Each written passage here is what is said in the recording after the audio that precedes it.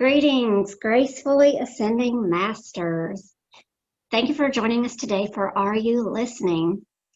A monthly roundtable discussing all things spiritual, consciousness, the metaphysical, the unknown, and begs the question, are you listening? Are you hearing the messages that you receive?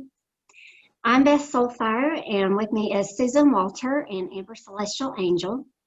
And so before we get started, though, I want to do some introductions so that you know who you're speaking with today. So, Susan, take it away. Thank you.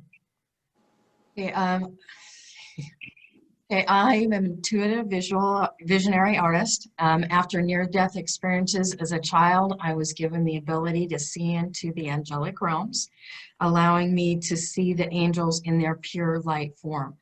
And I use this ability to draw your angel portraits and relay messages and insights from your angels.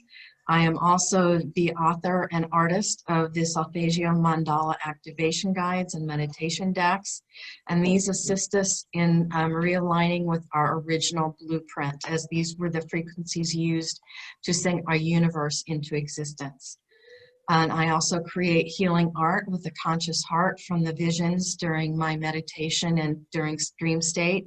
And this is my way of just connecting with the divine to assist humanity to do the same and recognize the divine within ourselves and within each other. Amber? I am Amber Celestial Angel, a certified angel intuitive practitioner, medium, angelic life coach, divine mother archetype, and a animal communication guide and certified birth keeper. And I work with the divine angels and archangels in all my practices and a regular conduit with Mother Mary. And I've always been a medium, but couldn't quite open up to many people about it until I had my near-death experience. And I was told to come out and share this. Many things were revealed during that time. Family, very important, connection, community, cosmos. And I was also shown the angelic realm and God's light of love, and so beautiful and bright, full of love and wondrous joy within that place that I call heaven. I was sent back to share this feeling with all, to bring heaven to earth in all hearts and homes, and help you stay the path of love and beauty and walk this path of love and light truth. Beth? Beautiful ladies, thank you. Well, I'm Beth Soulfire, and I'm a certified shamanic energy medicine ceremonial and spiritual teacher. I'm a certified Isui Shikiryo master. That's Reiki master. I don't know if I said that. I'm certified in beyond quantum healing, hypnosis, and trained in psychosomatic neurophysics.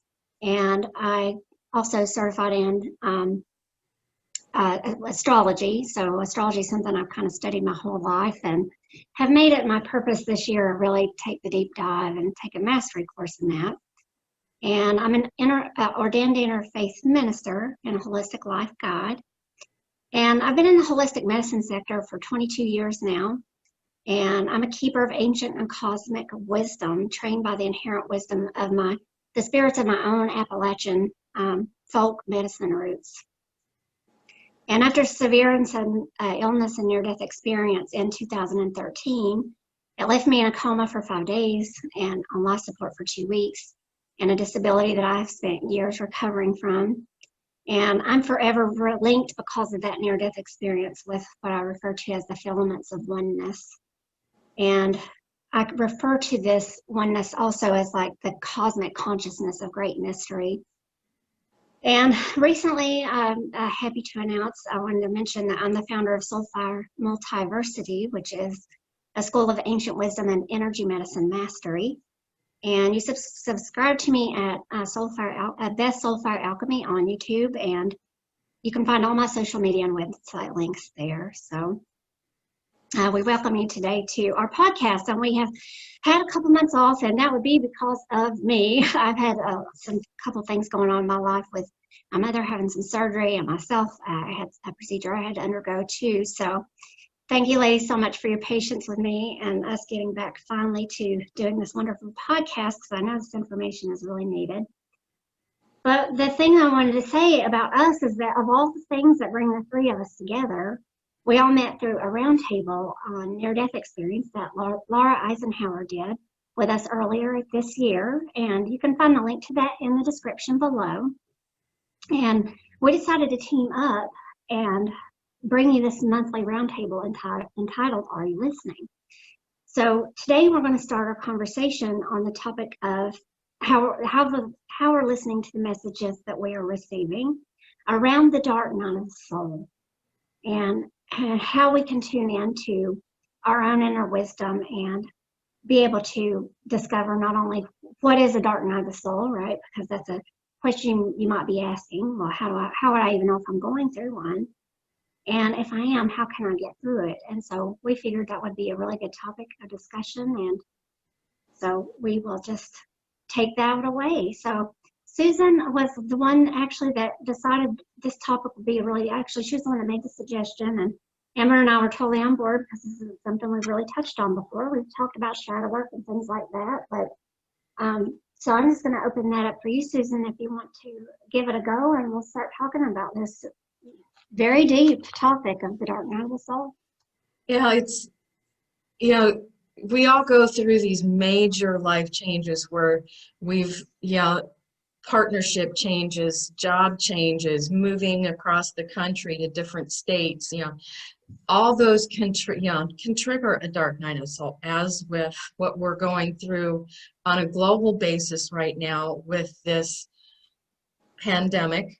There can be other terms for it, but we'll stick with that for now.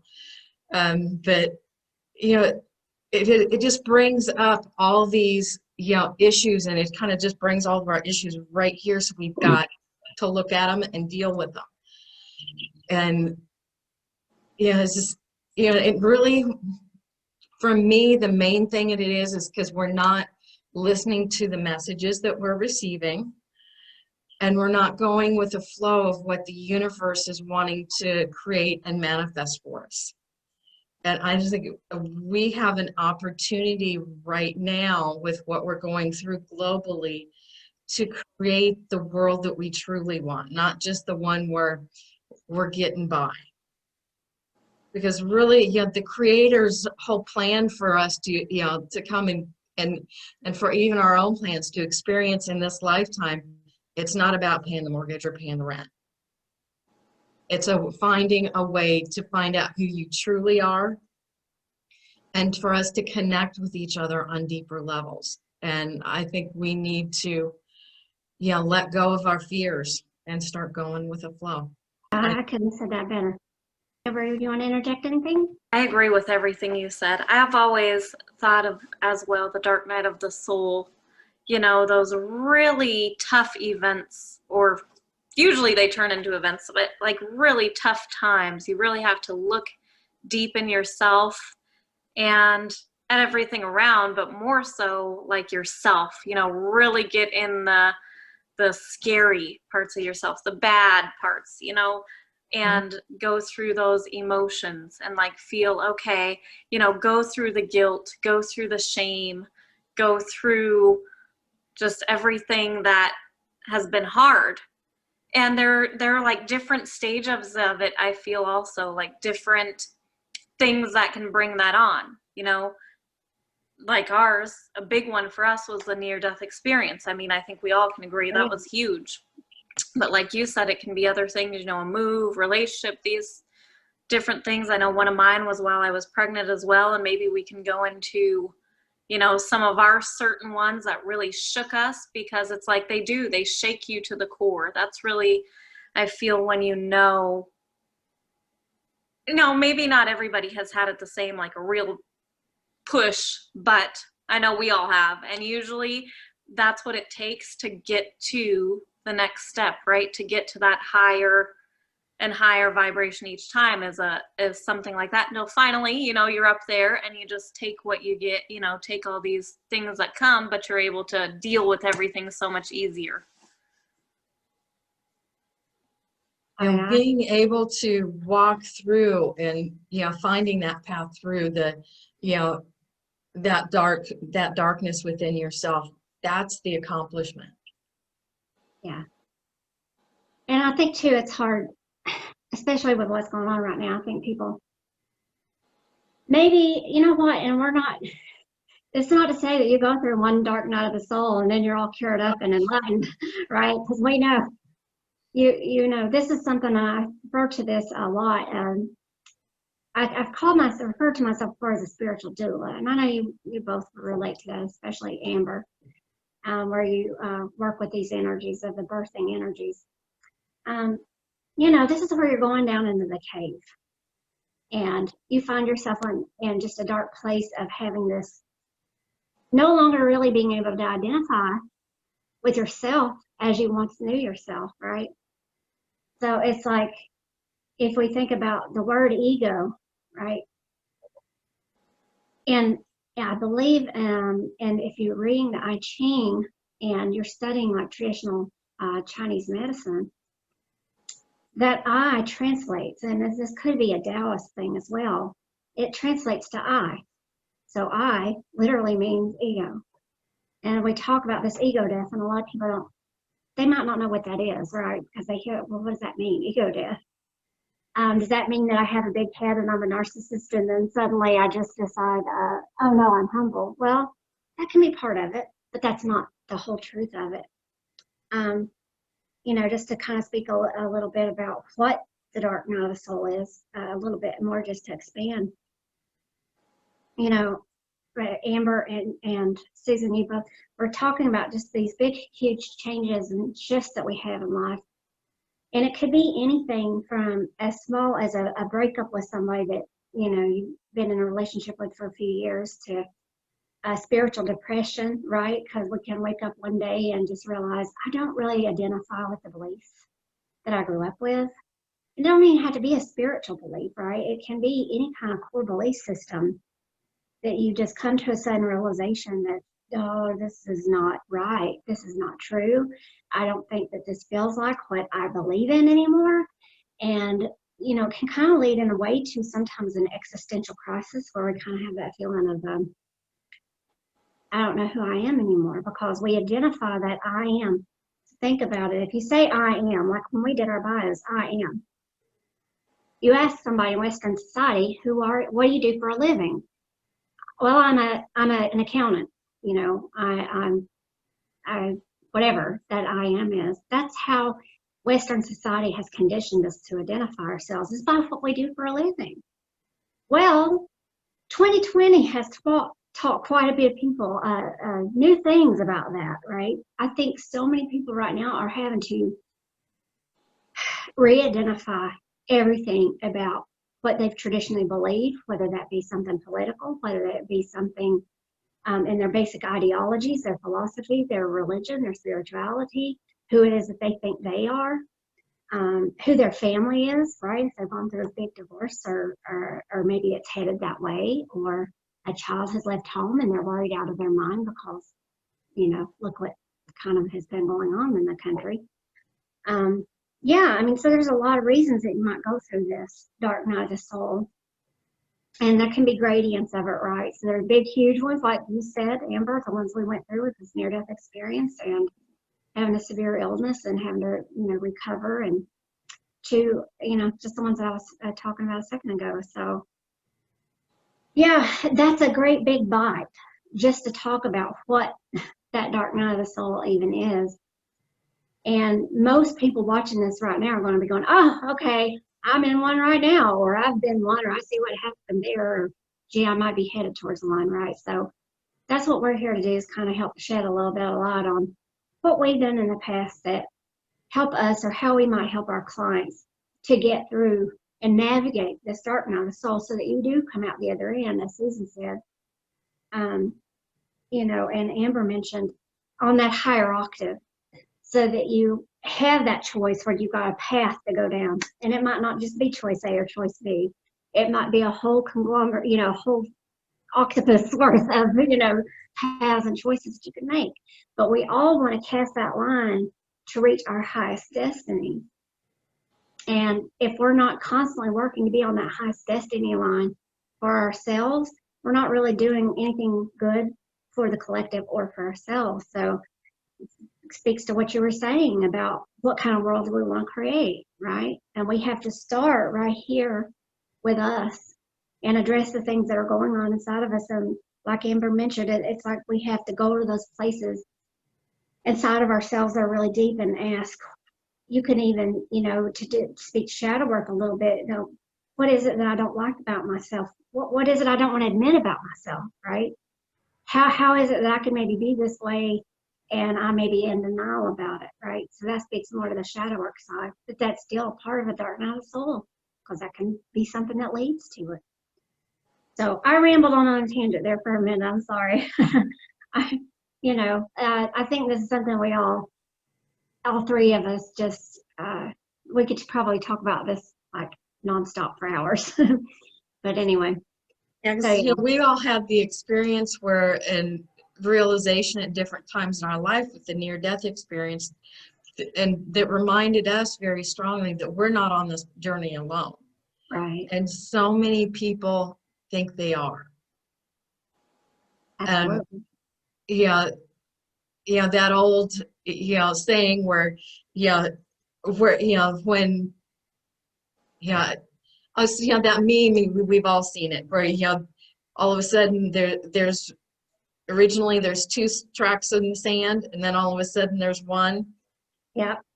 And then well, that was the time that you were being carried. Yeah. That you were being assisted. So, so turn to each other. Yeah. Yeah, because we're all we've either all gone through it or are all going through it right now. Yeah, absolutely. Yeah, and be doing things to take better care of yourself. Yeah. Yeah, and so many people, especially in the past, has been, taking care of yourself was going out and doing something and spending, going shopping, going to the spa, doing this or that spent a lot of money. And I know a lot of us are wanting, because of the changes, we're a little hesitant to spend money than, that maybe we would have been willing to in the past, but now we're not. So just take the day off. Yeah. And just, go for walks, enjoy nature, so, have a nice cup of tea, take a hot bath instead of a shower, just do something more relaxing, add some essential oils to that to treat yourself in some way. Absolutely. Yeah. And to expand on that a little bit, one of the things I've been thinking about a whole lot lately is because you said you're never alone. Even if you live alone, and even if you find yourself not being that kind of person who you just don't have a whole lot of friends that you can reach out to, they may be busy in their own crisis or something, and you just feel like you can't reach out or whatever, right? We all are really going through new and different things that we probably never encountered before in our lifetime. One of the things that speak to my heart and that I love because of my roots and Appalachian folk wisdom traditions, and also just the shamanic arts, and I'm going to say indigenous wisdom in general and folk knowledge in general, because that's something that we had as a society have gotten so far away from that you really have to make it a point, for one thing, for it to even come into your peripheral vision, to even understand that that's something that you can study and go, oh, maybe this could help me. But the reason I want to speak to that is because you mentioned walking out in nature. That's part of that listening. So many things are going on right now to interfere with what we can hear, right? We're talking about, are you listening? If you let that interference come and you're not doing things to clear that out, like the self-care that Susan just mentioned, it's going to cause you to have such a bad interference that you're not going to be able to hear any message that comes along. Now, for me, I work a lot with spirit animals, helpers, allies, guides, teachers. You guys both work with angels, and the same. Those come through for you when you're working with clients, and no different from me. And when I go outside and I go by the creek, I make it a point to talk to the water elementals, the water itself, right? Just to be in a state of gratitude and to say thank you. And same thing with the trees and the plants, the animals. My yard is full of animals, much more so now than it was even just a year ago, I've noticed. And or the sky beings or whatever, it doesn't matter. You could see birds and just say hello. It can start as simple as that. You don't have to go into a meditation and start trying to talk to the grass right off the bat, right? But those animistic ways, those folk ways, I feel like are things that it's kind of our duty to not only remember and find out about, but preserve, because it is part of what keeps us so that we're never alone. Even if we find ourselves out in the wilderness, that we're never, ever alone. Even we can't reach out to somebody who's a loved one, that we're never, never alone. And I know one of the things that I'm hoping still to do as soon as my mom is able to go home, and I'm off sabbatical right now. I'm on sabbatical, but as soon as I'm able to come away from that, I really would love to do something for people that's a grief ritual, right? And it's using water, and you are actually having the water is helping you process through your grief. And it can be anything that you're dealing with, right? And even if you find yourself completely alone, that's something that you can, grab and reach out to and have a guide or a teacher to kind of lead you through and walk you through the steps that you need to do. Behind that, all that there is intention. If you can't find that information, all you got to do is have an intention to do it. I don't care if you don't have access to a creek. Do it in your bath water. Do it at the sink. Just make it your intention to live right from that state. Find something of gratitude. The water's cold. Does it feel good? That is something that you can say, you can, in that moment, to feel grateful for, even in the times when you feel the darkest of moments and the most alone. Now, one more point about that, and I'm going to shut up. I know when I was going through one of my dark nights of the soul, right, after I got out of the hospital and I came home, I was still disabled for many months. And going on a year, it took me to get completely out of the wheelchair, off of a walker, for I was walking again. And so for many months, I was completely bedfast. And I had to depend on somebody else to come and give me a shower. And I had liquid dysphagia, so I couldn't drink water. I had to drink thickened nectar. And when I was first able to start drinking cold water again by itself, just that pure liquid refresh, I call water liquid consciousness, because it really is in so many different ways. But I was so grateful. And it was, and this was way before I entered my formal shamanic training. This was after I had that first initiation and that call. I wouldn't say the first one. I would say the one that mattered in the near-death experience. That water just broke me. It broke my heart open with gratitude, and it allowed me to form a new relationship with that. Was the first element, right? Fire, wind, weather, water. We're surrounded by them. And they are part of us, and we are part of them, because we're not just living in nature or God among nature, because we are nature, right? We all know that.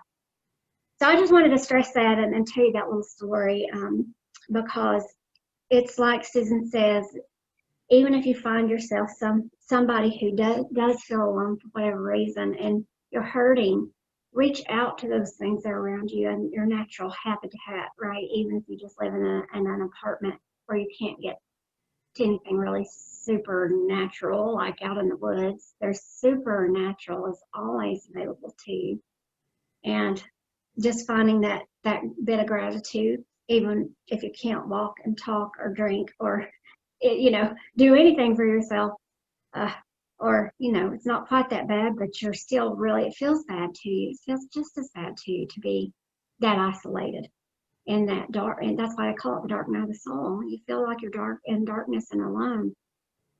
It's finding those little bitty things that you realize are actually the world, in those little bitty things that can help you get through. So I'm done with that. I just wanted to give you that tidbit.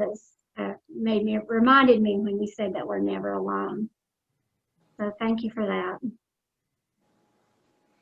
Yes, I agree. Yep, we are never alone. And going into that water, like water is so important, like on so many levels. It's cleansing. I mean, just think of that cleanse. I mean, you know, that whole thing, getting baptized, you're going to the water to let go, to be cleansed, to be free. But on a bigger level than just baptizing in like that, a religion, it's just for everyone. Everyone can use a cleansing.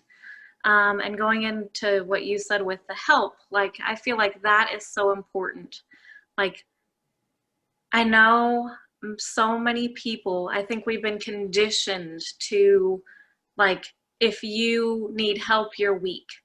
You know, it's either that if you need help, you're weak, or somebody who just, you know, asks everybody for help because they take advantage, you know? So, I mean, it's like, where's that middle line, you know, coming to that balance that it's actually okay to ask for help. I know that was one of my biggest issues, is asking for help. You know, like you said, that probably did not happen for me until after my near-death experience, when I literally couldn't walk for a couple weeks. I couldn't walk hardly, and I had to have help.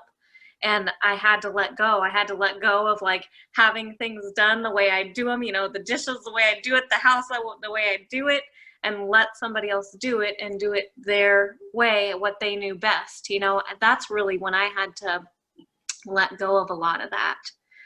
The help, it's okay for help. Like, that is how people actually, most people end up coming through a dark night of the soul and coming out clearer and better, is by getting that help from somebody they trust, or even don't trust, you know.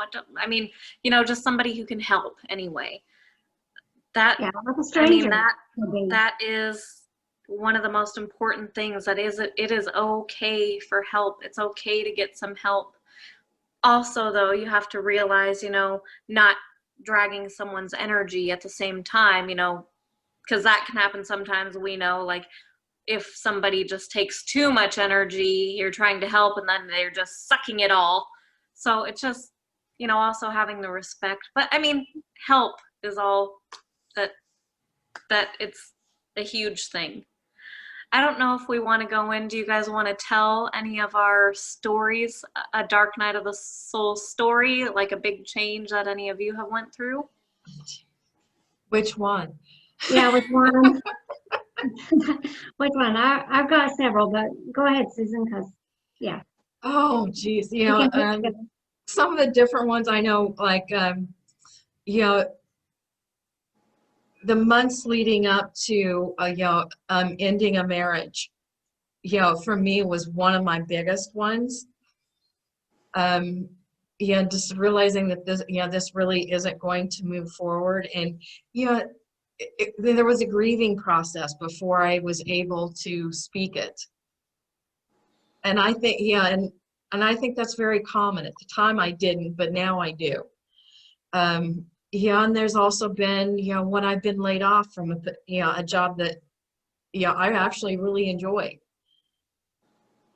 Yeah, and yeah, and that one is actually that last one, the last time I got laid off. So I've been laid off more than once because, uh, you know, the division I worked for in a tech company got bought out by another company, and they moved it to Canada. Yeah, I was offered a job in Canada, but no, I'm not moving to Canada. But the last time, yeah, I think I'd been building up to get that message that I needed to move into doing my art and the angel portraits and different things that I do full time.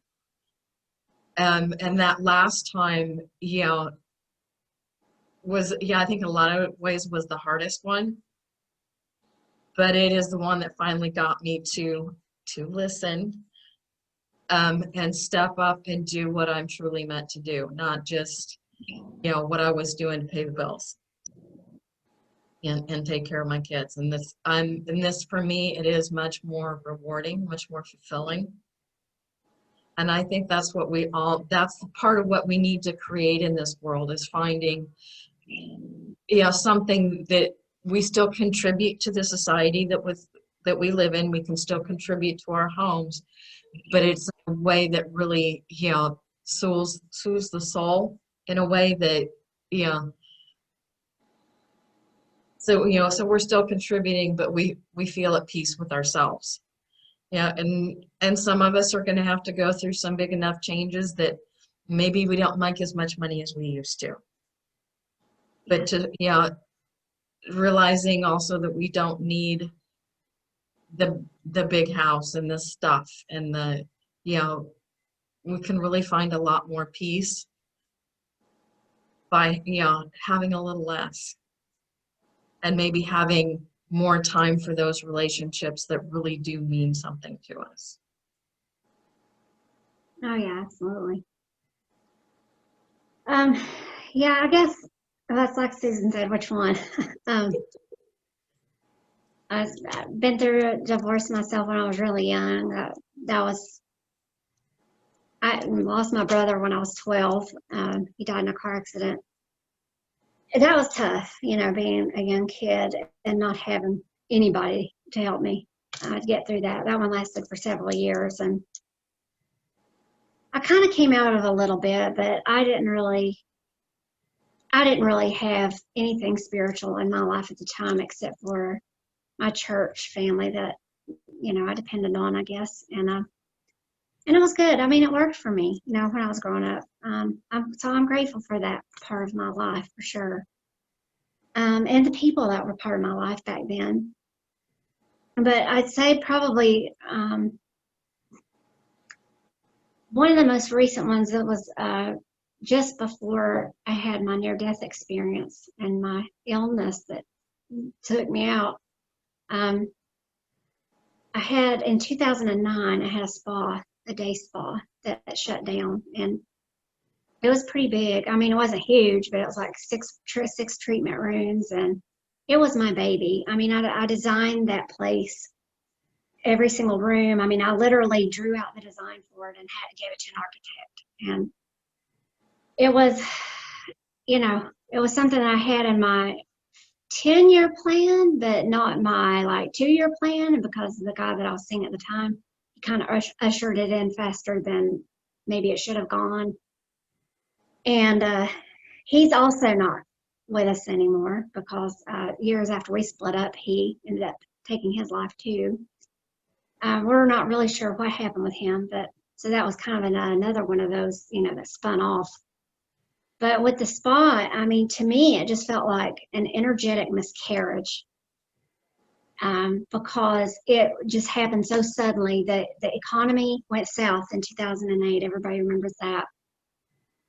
And my business really saw the impact of that the following year. And my landlord just went in one day and just shut the door.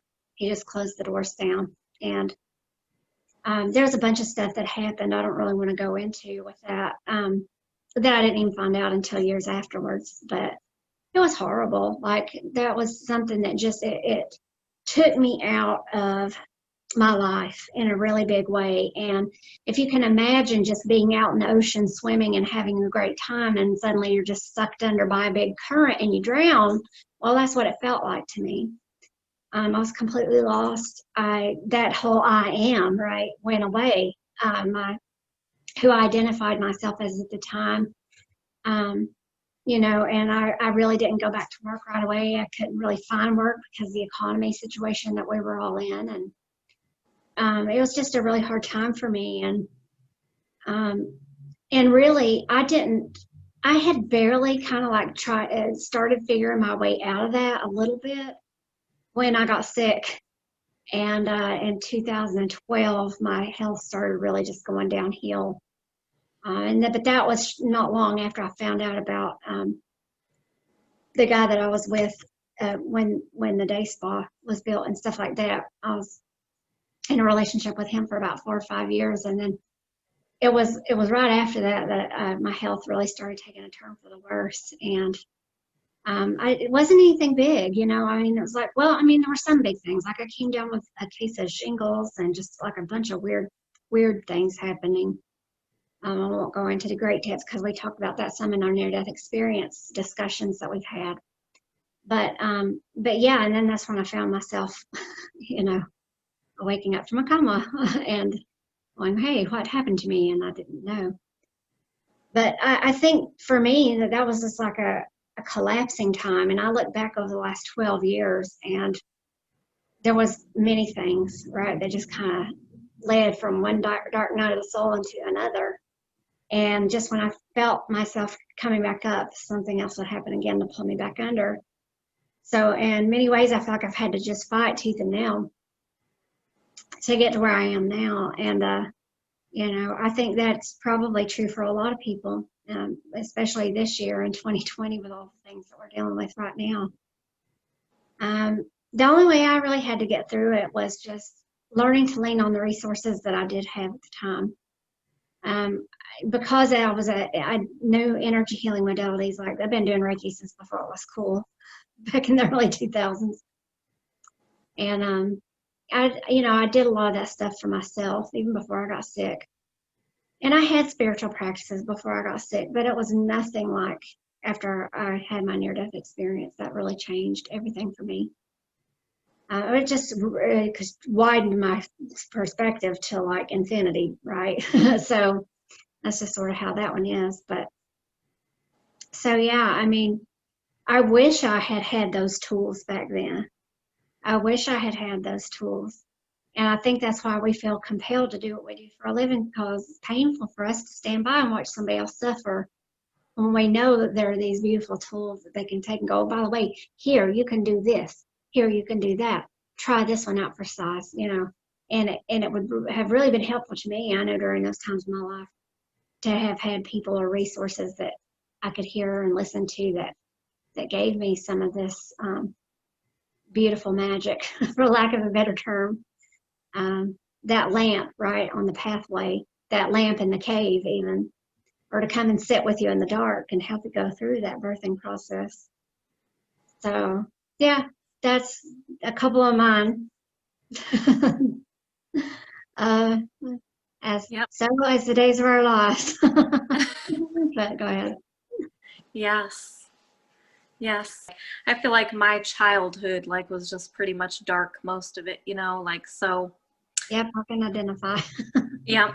So I was always kind of in the dark in a way, you know what I mean? Not in the dark, but like more negative feeling, you know what I mean? Like I didn't really truly know family, happiness, I didn't really truly know that experience. So I feel like because of that is probably where my dark night of the soul really stemmed, that, like you said, it's like it brings things up and then it's just kind of a long process of healing. And mine was probably one of my biggest was just from not knowing the family dynamic, what a family looks like, a man, woman, like that. I was very challenged with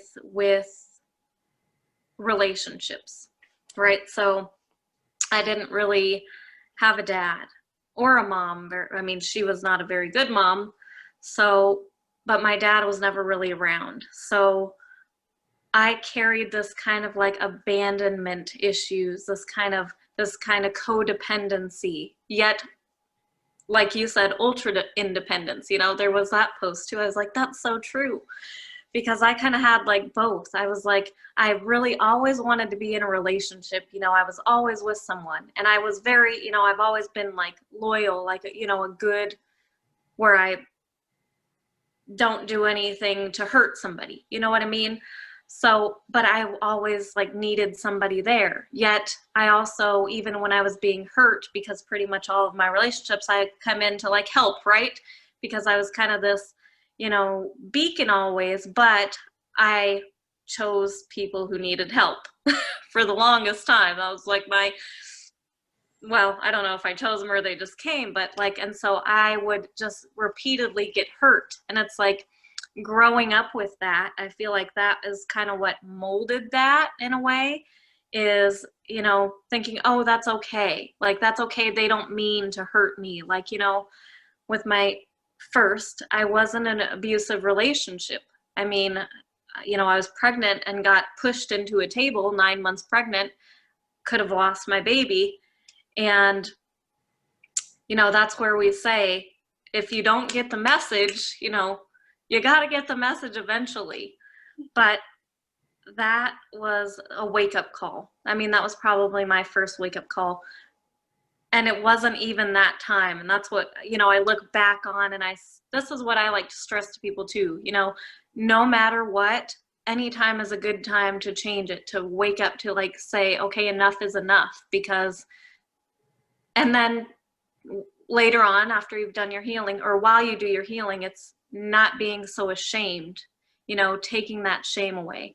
Because I feel like that was something for a while too, but I still stayed. And then finally, until, you know, a very more severe thing happened and I get pushed into my child's crib as he's sleeping, I'm like, okay, now I need to leave now. You know, now is the time, enough is enough. So I had this dysfunction of what a relationship was. I had a dysfunction of myself, you know, like I just didn't want to be alone, yet I always would feel like I had the abandonment stuff going on, you know, like, because I had been that so much before, abandoned. I didn't want anyone to abandon me, you know, and that made me feel close to anybody that I was with. Like, I didn't want to abandon them. Like, why do I want to abandon them when I know what that feels like? So it was hard for me to let go with a lot of my relationships. Finally, when I decided to, I mean, I still didn't have that kind of what I would call like the feminine energy. I was very masculine, right? That was my defensive thing for being with the people I chose and not quite knowing what man and woman look like, you know, I was just so dysfunctional. So I was very like masculine, and that was also one of my things I had to go through. And then this is very relevant and important because then it's kind of what shapes into as I go on and get older and go through kind of those things, learning in a relationship that could actually teach me that. Like, I finally found a relationship that could teach me and show me those things that, you know, call me out and say, you don't really do that, you know, that's not the way to handle things. So I'm like, oh, you know, I'd kind of wake up to things here. But then when I was pregnant with my second son, I really started getting more into, you know, mother. And I did that anyway with my first son, but it kind of didn't really hit me until my second. And that's when I started receiving my messages more, because that was one of my things. I had to suppress who I was. Like, I did not show anybody who I was until after my near-death experience. It was suppressed. I mean, I always had the gifts, but I couldn't really tell anybody. My spouse, yeah, he knew, but not really mostly anybody else. Some here and there, but not much, because I still didn't even know myself and what everything was. But with my second, then I really awakened to that. You know, I really started getting more connected with saints and angels in particular, coming through with messages, and I started getting connected in myself. Like, I knew I wanted a natural birth at that point, and I knew, like, I'm a woman. You know, I started really realizing woman. Who was woman? I can birth a child. You know, I'm able to do this. Don't take it for granted, because I know some can't, and that's also tragic, and I'm sorry for anybody who has to go through that. But so I'm grateful, you know, I'm grateful for that. And look, I can do that. So that really brought out my femininity, having my second child. So that was kind of, I feel like, my kind of healing through it and finally getting here, and that big thing kind of healed it. And then with my third, then I felt like I was so depressed. This was another one that came up, you know, because they happen. But I got so depressed because I just didn't feel right. Yeah, that goes into, I'm pretty sure I had preeclampsia during the pregnancy, but they kept saying, oh, you're fine, nothing's wrong, it's normal. I'm like, no, it's not normal. I know how I feel, and this is not normal. But anyway, I was also just very depressed, and part of that was because I couldn't breastfeed my second son, and that just put me in depression. I just was like, I'm supposed to be able to provide this for him. I mean, I'm supposed to be able to, I can't do my job, you know, like why can all these other women do that and I can't? And so that really put me in a depressive mode, and along with the health issues I was having, and I was taking care of my grandma, and she was falling a lot. She was in the early stages of dementia. So, I mean, she started falling. I couldn't do all that I felt I should be able to do. You know, it was a big dark night that I had to go through. And I would just cry. I would just, it was a lot. And then when I had my son, and then I was diagnosed with the postpartum preeclampsia. You know, all that, I went through all that, and that's when I had to learn help. Like, it's okay for people to help you. It's okay, like letting go of that where you think that it's weakness to get help. And I had to just strip that. So many layers stripped. That's what I'm saying. Over the years, so many layers stripped. The abandonment, the codependency, the ultra dependency, the not wanting help, the gratitude gratitude more so came for me during my near-death experience. I asked, you know, can I stay alive? I just want to see my children grow up. Like, can I stay alive for that? And they showed me this kind of life review of my children older. And so I saw them older, like birthdays as they were older. And in that moment after that, I said, okay, well, if that is what I get, then I'm going to be grateful for it, because, you know, that's what I asked for. And I kind of giggled about it. Like, I did ask for just to see them older, and I got it. So I do thank you for that. And that's when I really feel I took on the gratitude, you know, learned that lesson. So it's all about learning the lessons and healing, you know, healing from all these traumas that we either create ourselves or have been put on us, you know, but none of it's ever our fault. You know, none of it's, we have the choice, but we have to realize we have the choice, and we have to be okay with getting help and and admitting that there are things wrong, right? Not wrong, but admitting that there are things that we need to change to grow, to get into our highest and best self. And then when you are done with the healing, when you've got all those traumas, I feel like when we've got all those traumas healed, it's like they're still there. That's the thing.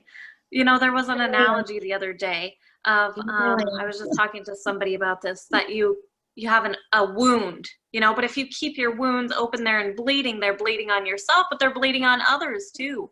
You know, anybody who comes in, they're being bled on from this wound. Well, at least if we can clean up the wound and sew it up and get it all clean and better, it's still there. It's still going to be there.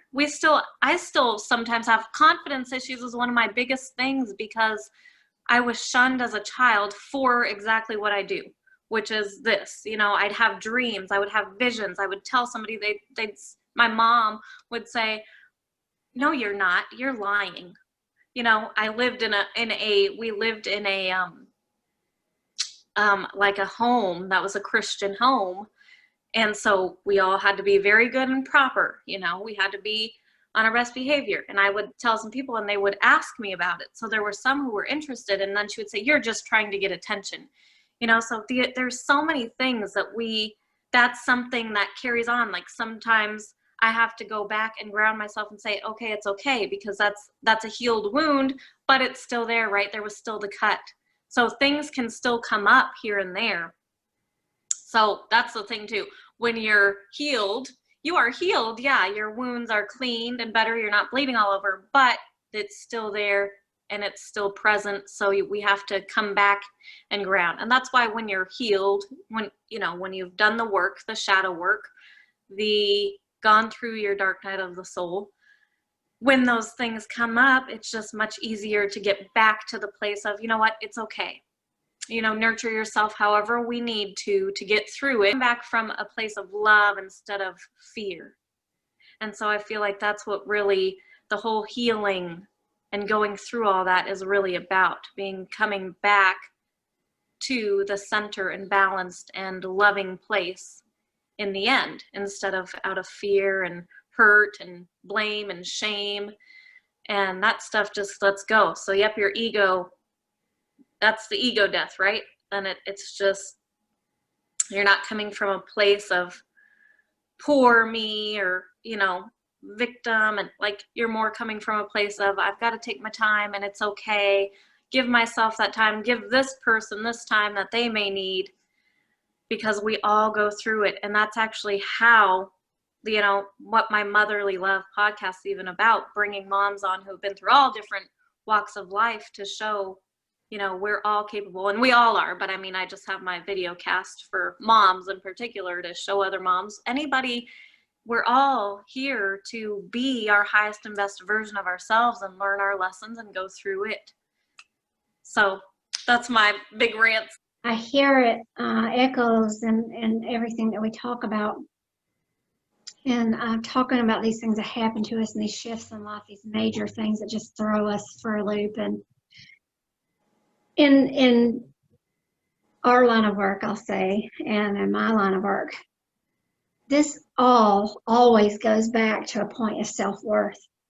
It always goes back to a point of self-love, and the fact that we were not taught how to value and love ourselves and to honor ourselves, to speak our truth, because their parents, our elders, our teachers around us were taught also not to. They were taught to suppress and put yourself in that box. Don't make other people around you uncomfortable. Don't do that. Stay down in your little hidey hole, right? Keep quiet. And it's interesting because let's say you got a child and it has just discovered that it loves to dance, and it's just dancing and dancing. It's having the best time in the world. And one of the parents looks at it, or the adults, let's say, around sees the child dancing, and oh my gosh, you're so cute, you're so perfect, you're just dancing and having such a happy time. So the child's like noticing that it's being noticed, right? And then the adults say, well, now we want to have you to get up and dance and be happy, but the child is aware now that it's being watched, and it raises a feeling of expectation of performance. And so it starts to, maybe not discipline, because that's not maybe the right word I'm looking for, but maybe even put on airs, right? Maybe it decides to put on a little bit more of a show than it normally would. How can I make it better? How can I improve? Because it's used to witnessing the adults in the life do that. So it patterns its own behavior after that. And then the adults are like, no, do it the way that you were doing it before. That was much cuter when you were authentic, right? And so immediately this cognitive dissonance comes into play, where it's like, okay, they like me and they want me to be me, but only under their conditions that makes them happy, and I have to be a certain way.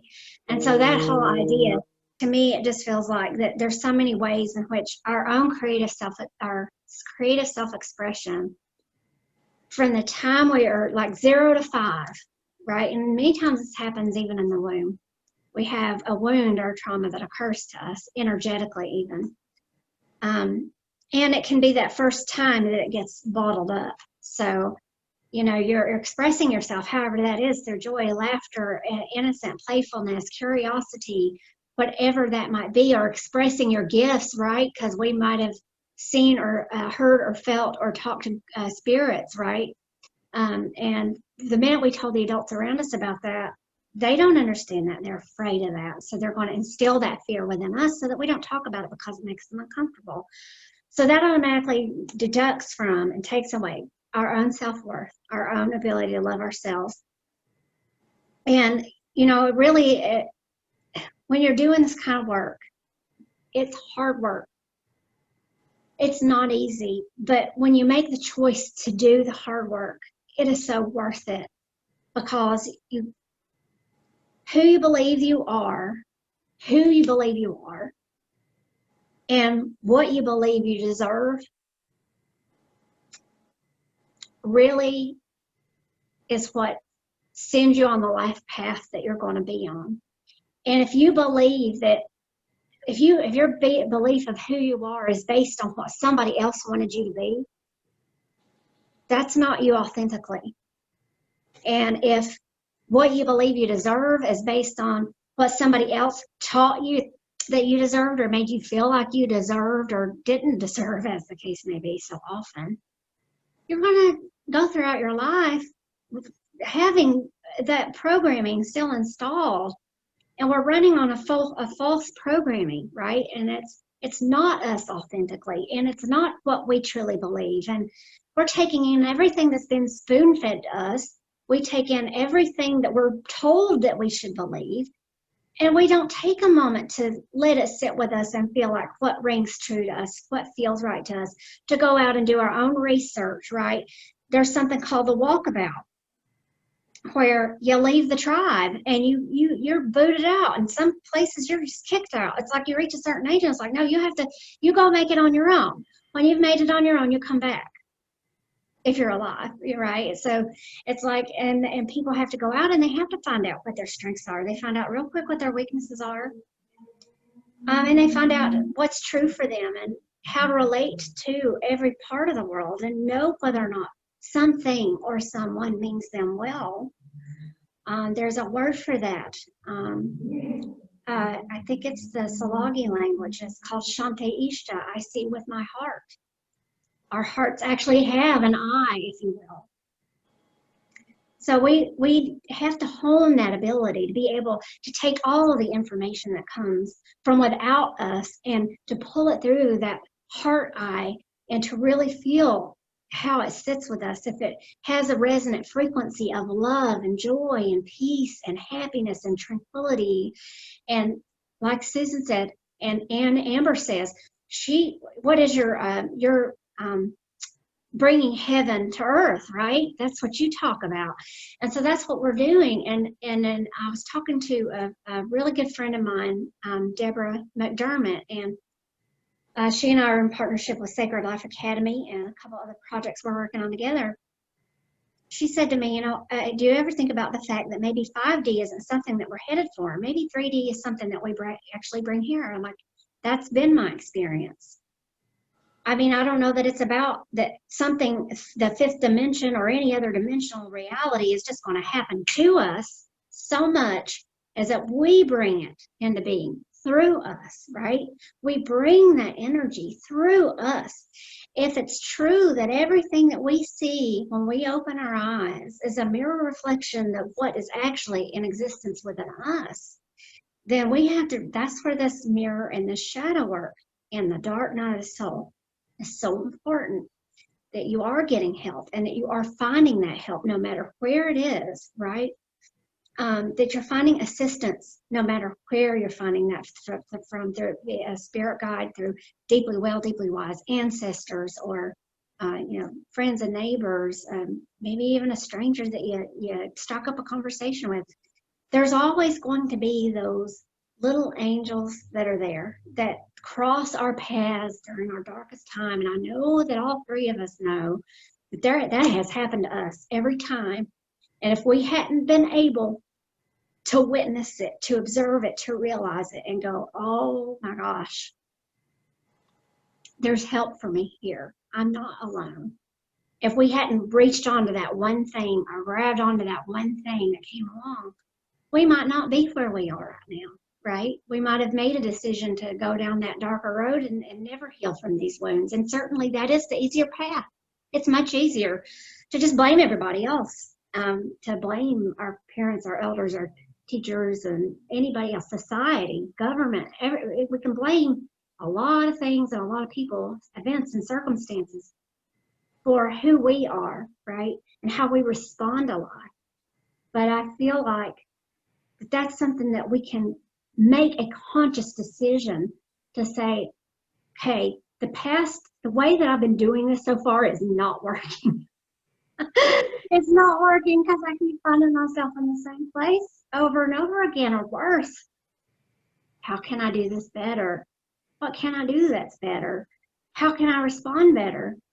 And that goes back to recalibrating that self-love and that self-worth, figuring out what it is, who it is that you are, what it is that you believe you deserve, right?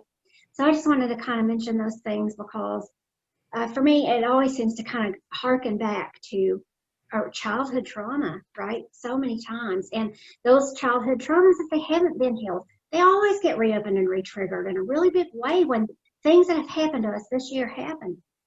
And Susan had mentioned earlier, I believe, that we're going through a collective dark night of the soul on this planet. I mean, look at everything that's happening. Big, huge shifts and changes. And I wanted to mention something about the astrology, so I'll talk about that in a minute. But yeah, I mean, it's just we're all going through this, and so it's important for us, I feel like, really right now, to recognize that other people are hurting too, and we need to be able to see the reflection of the good in ourselves and other people. We need to be able to look at other people and have some sort of faith restored in humanity in whatever way that might be. Small example, and then I'm going to zip it for this time.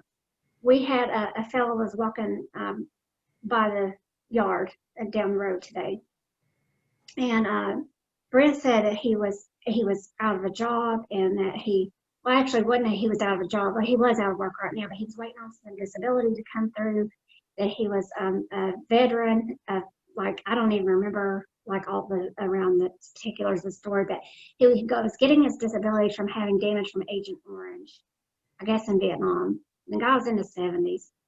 And so he was trying to find some work to do, right? And he had like some tools, some gardening tools, and he offered if there was anything that we had to do for him around here. Well, we don't have time to do any artwork. So Brent was happy to kind of offer him a job and give him some money to help him along his way in exchange for that. And it really made him feel good. It made the guy feel good. You know, he's got some money in his pocket, and he's actually out doing something to try to better his life and try to make his way until he can see a means for something else to come through for him. And to me, that is a perfect representative a little event that happened today that just, it kind of, in a way, kind of restores that faith, that bit in humanity where you go, there's good in the world. There's good people in the world. People want to do the right thing no matter what that is. They want to feel good. They want to live in a state of love and peace and do good things for one another. And, you know, I think as long as we are taking care of ourselves and we're really paying attention to how we feel and we're taking care of ourselves in whatever way we can, sometimes going out of our way to help another person can help. It can be the key that makes us feel better.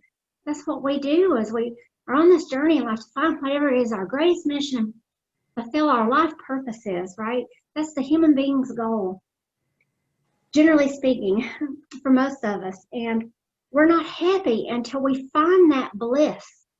And once you know, this makes me think, I'm sorry, of the Sanskrit. There's something in Sanskrit called, I think it's Sat Chit Ananda. And those words translate to being, fully conscious, and rapture.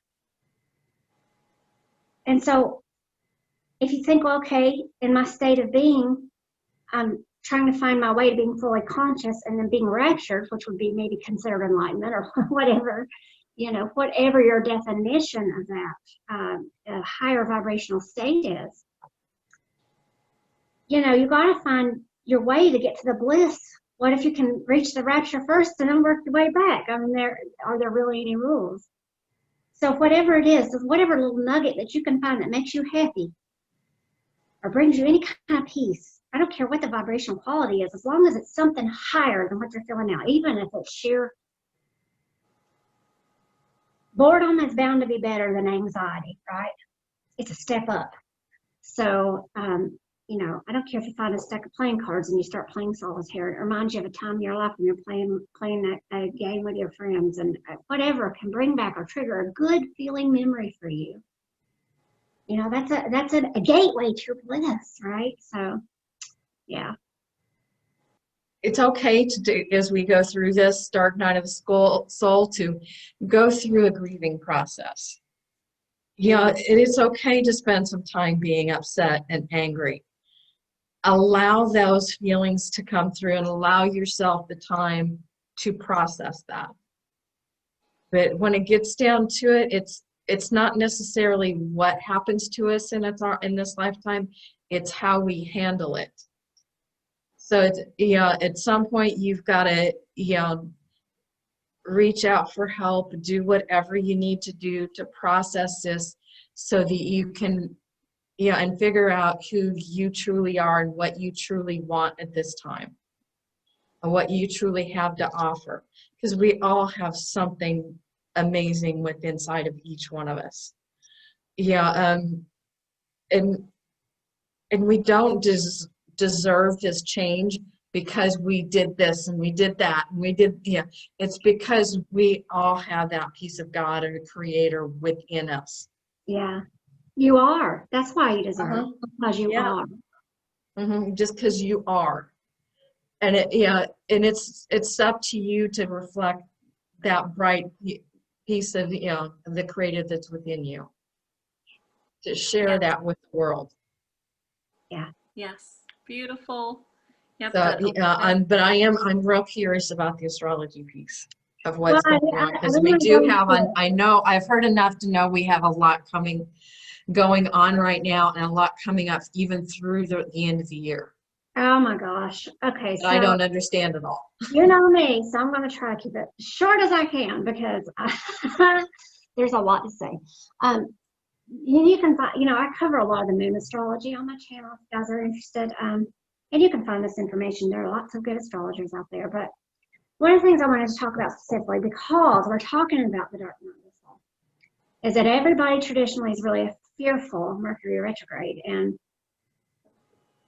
Mercury is going retrograde at 12 degrees. It was yesterday, right? Officially, at 12 degrees of Scorpio. So if you don't know where Scorpio is in your chart, go pull up a natal chart.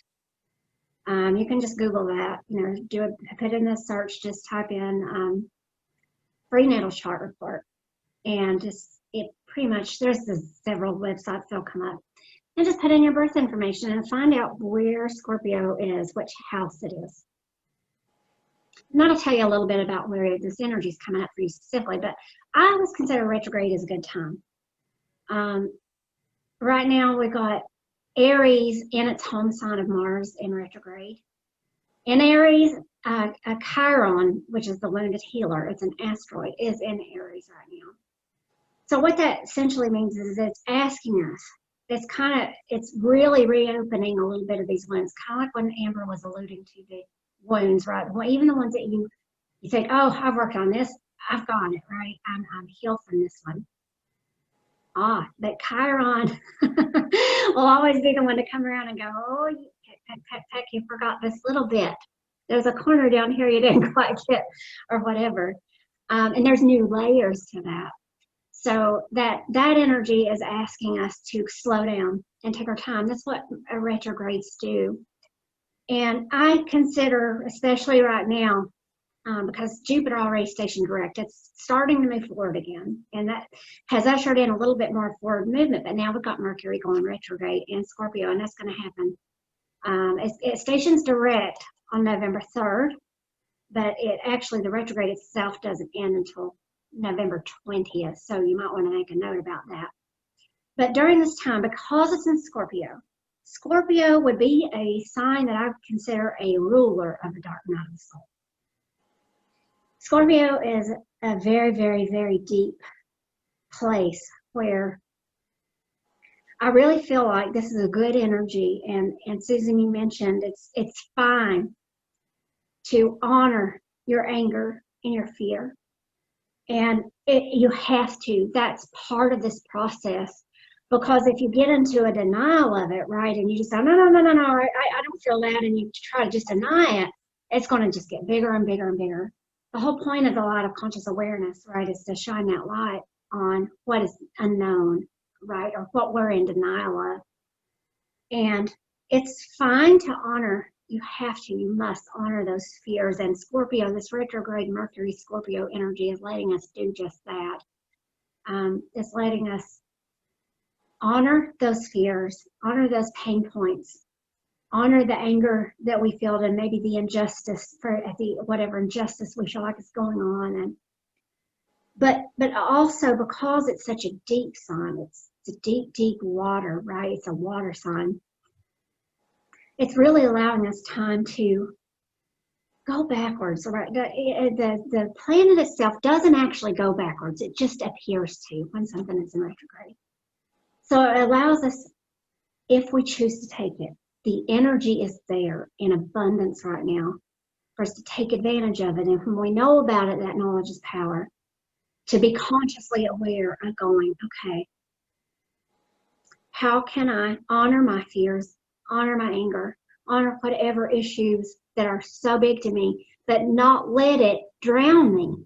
Because you don't want to, as you pull yourself, like I was mentioning, that ocean current, you don't want it to bring you so far down that you get lost in those waters and it keeps you down, because you want to find ways to bring your vibrational quality up and bring that heaven to earth, right? As Amber says, and bring the fifth dimension down through you, bring the light in through yourself. We can't really do that very well without going into those dark places. So that Scorpio Mercury retrograde I really wanted to speak to. Mercury is the ruler of all things, as we know, most of us know, because we've kind of been on the big stage this year. Everybody's taken a big interest in it. It really lets us know to slow down and be more careful of the things in communications. Electronic things could go potentially wrong, or transportation. So just be really mindful of any travels that you have going on. Another thing I just want to touch on real quick is that Uranus is making really weird aspects and challenges to some other places going on. And Uranus rules the higher mind. So if you want to think of Mercury as being like the ruler of the individual consciousness, Uranus you could sort of look at as being the ruler of cosmic consciousness. It's asking us to really consider the whole. It's asking us to consider ourselves. So we've got Mercury and Uranus, right? So ourselves too in relationship to the whole. And Uranus brings a lot of shock and upheaval and surprises. So there is a lot of stuff being disclosed, and there's probably going to be a whole lot more stuff that's going to be disclosed this month. Yeah, it's going to be surprising. If you think you can guess to what it might be, you're probably going to guess wrong, because Uranus tends to bring up things that you would never think about. And so, yeah, just be mindful of that too, is that the shock and upheaval doesn't have to be bad. Sometimes it's a good thing. If you were to win the lottery, that would be a Uranus thing, right? Because it's that. It's going to reveal truth. Yeah, it's going to reveal Yes. big truths, absolutely. So, yeah, that was the main thing I wanted to touch on with that. And then, of course, we've got 3 illuminations this month, which I was going to do the Blue Moon Transformation Trifecta in a live format, but I actually put out one for the Aries full moon that we had to start off the month on the 1st. And then Friday, we've got the Libra new moon. And then we've got, of course, to cut that off the blue moon on October 31st, which is All Hallows Eve. So I've got videos coming out for those too, to kind of address that a little bit, and how you can use that energy, and how you can find it in your chart, right? So look and see, where is Libra in your chart? Find out where Taurus is in your chart, because Taurus is going to be that full moon. And this is going to help you really, the more you can understand about these energies in your own natal chart, and how they might be aspecting you, and where this stuff is occurring for you, that knowledge gives you power, because you know about what's going on, and you can use it wisely and say, okay, I know that these potential things could happen, so I can be prepared, right? And that's what it's all about, is just having the ability to be prepared for whatever might come up, that we can equip ourselves and be as armored as we can be with this knowledge and these tools. So, yeah, there's a lot more going on that I could speak to, but I'd love to hear your perspective on December 24th. of this year. Oh, yeah. I know there's a bunch supposed to be things, going on with that. So I'd love to hear your perspective about that in the future. Yeah, maybe we can talk about that some next month, because I think our next one, I don't remember what day in November. It's the second Wednesday, right? Second Yeah, Wednesday. second Wednesday, that'd We be, record it, but then we release it that second Friday, I think. yeah, that'll be November 11th that we record. Yes. So I'll talk a little bit about that. That's going to be pretty interesting. I can say, just on a short note, that I feel a lot of incoming light. It's already started. It's like yeah. Now's the time to be really figuring out, in short, what you love, what makes you happy, what's not. If you've been wasting your time on stuff, don't waste any more time on it. The Libra energy over the next couple of days, that's all about relationships and finding balance and harmony. So use this energy to find the balance and the harmony in your life, in all of your relationships, and the way you relate to yourself, the outside world, the information that you bring in. Balance it. Make sure it's not off kilter one way or another, right? You've got to figure out a way to make sure that you're looking at every single perspective that you can before you make an educated decision. Hopefully one that's a heart-mind decision. So that is all I will say about that. One of the things a lot of people forget is, they think about the quality of the food they're feeding their body, but they're not thinking about the quality of the other things that they take in. Even, the news they listen to, the music they listen to, whatever it is you're spending your time doing, that's what you're feeding your body and your soul. Absolutely. Yeah. So, think about what you're feeding your energetic body as well as your physical body. Yeah. Make sure it's something that makes you happy, that's tied to that bliss line. Mm-hmm. If it's not serving it, and you find yourself like being in that upheaval mode, check out of it a little while. I'm not saying to put it aside, forget it and do the denial thing and throw it down into the cave forever to be shut away. I'm just saying, just disconnect from it. You've got to. You want to be able to, that you're keeping. The only way that we're going to be able to affect real change on our planet as a collective species, as the human race together, is to find our way to the highest points of consciousness and vibrational frequency that we can. And if we're constantly stuck down in these lower octaves of everything that's coming at us, and even the things that are coming from within, and we're not able to find those places that take us back to that bliss point, we're going to be still kind of hovering down, and we want to be able to bring that up as high as we can for ourselves, for each other, for the collective. That's what my harp's doing for me now, keeping that grounded, and of course the kids. But yeah, the music, you're so right. Being careful with everything we take in. We've got to cut it off and just be with whatever it is. And that's why knowing us, knowing yourself is important. That's why knowing what is healthy for you is important. That's why going through that and finding what it is that actually is healthy for you. And I mean, that's so important. Mm-hmm.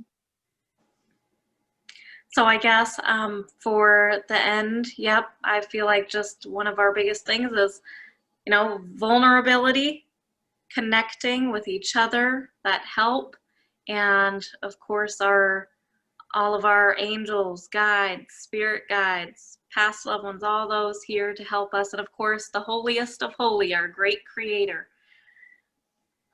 Just being here, knowing you are never alone in that dark night of the soul, and any time of your life, never alone, and always remembering to call on that thing that is greater outside of us, the holy peer, but also that's within us, and remembering we hold it as well. Final thoughts, Susan? Just remember to reach out to somebody, because you're not the only one going through this dark night of the soul. So is everybody else around you. So reach out. Yeah, absolutely. That's really all we have right now, is each other. And your natural world too. Don't forget about those. They might not be able to talk to you in this language, but they can talk to you in so many other languages. And that's where you got to be listening and tuning in, right? Tune into them so that they can tune into you. And there's a thing called vibrational resonance or frequency, right?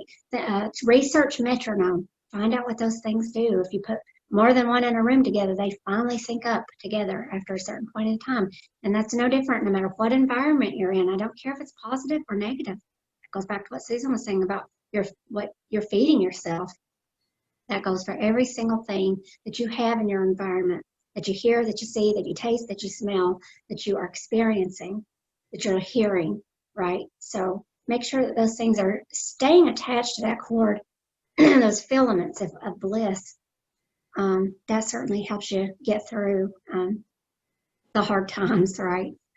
So I did pull a card, so I'll just share that real quick. Oh. Seek clarity. To experience an epiphany is to have a sudden realization or spiritual flash that will change the way you view yourself and others around you. You get to see the situation more clearly, as if someone just switched on the light. With this clarity, you can see the truth. You will also gain a sense of control within yourself to make positive decisions that will bring about happy and joyful outcomes. The mantra here is, yes, I can see clearly now. that's beautiful. So it's perfect. You go ahead, Susan. Yes. The mandala I pulled from the deck that I created is Solfeggio frequency 714 from the Signa set. Surprise, surprise, journey within. Ah, perfect. Yeah, so yeah, spending time with you and taking care of yourself. Susan, can you hold that up really close to the camera? Yeah, so we can get that good juju. Mm-hmm.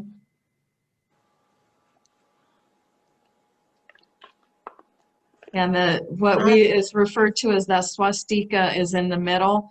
And that is the map to that is a very ancient symbol that is meant to be a journey, the map to the journey to go within, and then the map to also find your way back out. Absolutely. You can see that symbol too in some of the ancient paintings where you have monsters holding a certain position to do different forms of meditation, especially with Nagong, and you see that symbol in the center of it. Yeah, you find it a lot in India, but yeah, and even in Native American. Oh yeah, it's been used all over the world for many thousands, hundreds, probably thousands of years. Yes. Uh-huh. So I went ahead, I had my grace card, so I went ahead and pulled one, and I love this. It's so perfect for this. So this one's called Imagination. Ooh. So it says, life's difficulties are a call to consciousness, a grace-inspired event that challenges us to reach beyond limited thinking. Life's difficulties are a call to consciousness, a grace-inspired event that challenges us to reach beyond limited thinking. And I can't agree with that more because, you know, that's what it is. I mean, by the time a dark night of the soul is said and done, it's hard for somebody who has been through these really tough, big challenges in life to look back on it and go, you know, I wouldn't trade that experience for anything because it made me the person that I am today. But on the point of imagination, I just wanted to say that that was one of the things I was actually going to mention that escaped me, was that imagination is the way. If you can remember something good that happened to you, you can just as well, if you can't remember something good, right? If nothing comes to mind, imagine something wonderful, because your brain doesn't know any difference between accessing a wonderful memory or one that you actually just create and that you imagine and that you envision. Hold that beautiful frequency that you get in your heart, right? And experience it throughout your whole body mind. So that helps to increase your vibrational frequency. those are just some basic things that you can do, right? Your imagination can take you a lot of places. And if you can't get out of that, if you have any issues, you're feeling like you just don't know where to turn, you don't know who to reach out to, you can always reach out to us. You can find all of our information in the links below, and you can tune into our channels and probably get a lot more guidance and maybe ideas for how you can get through this, and support too, right? And that's what it's all about, is just to find that support wherever you can. So if you guys don't have anything else, I will say, if you enjoy this content, please be sure to like, share, and subscribe. And be sure to hit that little bell so you never miss an episode. And share this too with your loved ones, your friends, who might be going through something hard themselves. And we all know somebody who could benefit from this sort of stuff right now. So please share the information. That's another thing we can do, is share information with each other, share these tools, share these resources, and we welcome your comments. We'd love to hear your ideas for any future episodes. So if you have any ideas that you'd like to see us cover in the future, be sure and let us know in the comments below. And we'll be sharing those on the second Friday of every month. Now, that is going to be that's something we try to do every month unless something big happens. But, we seem to be back on a roll for now. So we thank you so much. And we honor your time in being with us. And may you be filled with love and light. May you be happy, healthy, peaceful, and free. Aho wado, may it be so. We thank you so much for joining us, and we will see you next time on Are You Listening?